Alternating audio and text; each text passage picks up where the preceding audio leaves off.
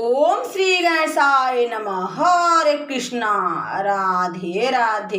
मैं कुसुम सिंह छत्राणी आप सभी का अपने चैनल शिव शक्ति में हार्दिक स्वागत करती हूँ।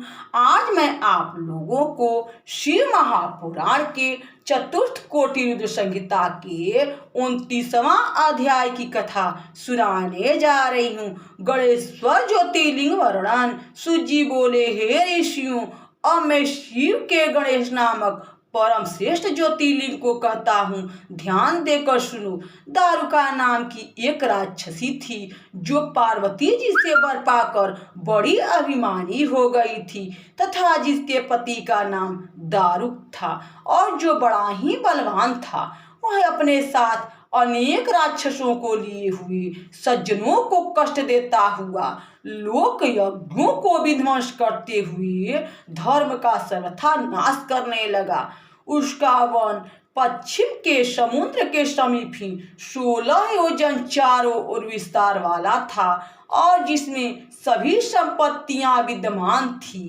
दारुका आनंद सहित उस वन में सबके उपकारार्थ विचरती रहती, क्योंकि देवी ने यह वर दारुका को दे दिया था और वह राक्षसी अपने पति सहित उसमें फिरा करती थी। उसका पति दारुक वन में सबको भय दिखाया करता, जिससे भयभीत हो लोग वहां स्थित और ऋषि की शरण में गए और राक्षसों से आतंकित अपने सारा दुख कहा।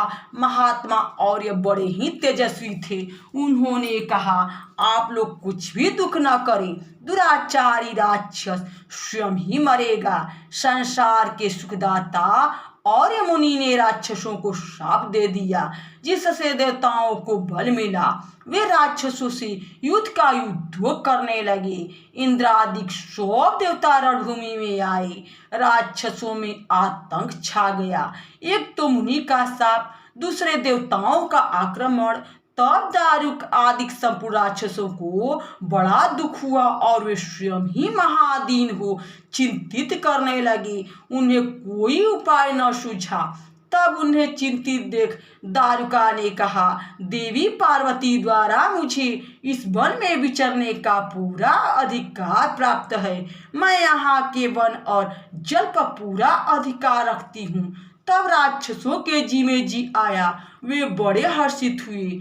अब उन सब ने दारुका जो अपनी रानी माना, सबने उसे प्रणाम कर अपनी कृतज्ञता प्रकट की।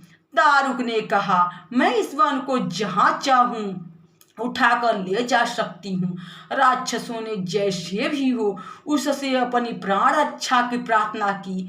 दारुका उस वनस्थली को उठा राक्षसों सहित आकाश में उड़कर समुद्र के मध्य में जा बैठी। चारों ओर से समुद्र का अगाध जल और बीच में अब दारुका का वन हो गया। अब राक्षस सर्वथा ही रक्षित हो समुद्र के बीच में रहने लगे। कभी कभी नौकाओं में बैठ समुद्र के तट पर भी आते और वहां जो ऋषि और देवतादिक मिलते उनको पकड़ कर ले जाते। भवानी के वरदान से अब वे राक्षस वहां रहकर भी मनुष्यों को कष्ट देने लगे।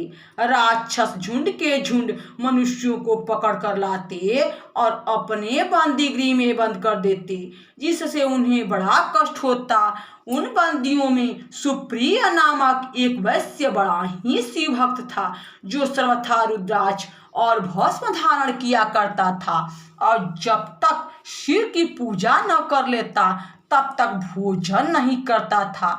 इस कारण वह कारागार में रहकर भी शिव जी की पूजा किया करता और बहुतों को शिव मंत्र दे उन्हें पार्थिव पूजन सिखाया करता था।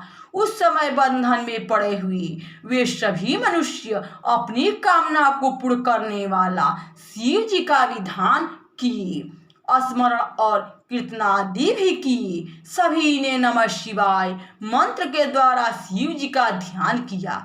सुप्रिय वैश्य तो और भी शिव पूजा में संलग्न हुआ। फिर तो उसके प्रेम से शिव जी महाप्रत्यक्ष हो गए और उसकी तथा अन्य सभी की पूजा विधि को उन्होंने ग्रहण किया। इस प्रकार 6 महीने का समय व्यतीत हो गया, कोई भी विघ्न न पड़ा। फिर तो वहां शिव जी का जो चरित्र हुआ वह आगे कहता हूँ, ध्यान देकर सुनिए।